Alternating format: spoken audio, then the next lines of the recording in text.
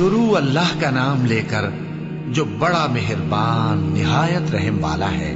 जो लोग काफिर हैं यानी अहले किताब और मुशरिक, वो कुफ्र से बाज रहने वाले न थे यहां तक कि उनके पास खुली दलील आ जाए, यानी अल्लाह का एक पैगंबर जो पाक औरात पढ़कर सुनाता है जिनमें मुस्तहकम आयतें लिखी हुई हैं। और अहले किताब जो फिरकों में बटे हैं तो दलील वाज़ेह के आने के बाद ही बटे हैं।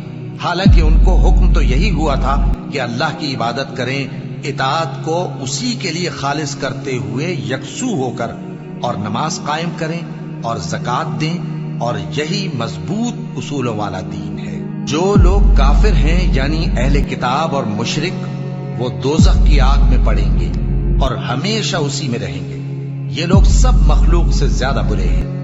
बेशक जो लोग ईमान लाए और नेक अमल करते रहे वो तमाम खल्क़त से बेहतर हैं। उनका सिला उनके परवरदिगार के यहाँ हमेशा रहने के बाग हैं जिनके नीचे नहरें बह रही हैं। हमेशा हमेशा उनमें रहेंगे।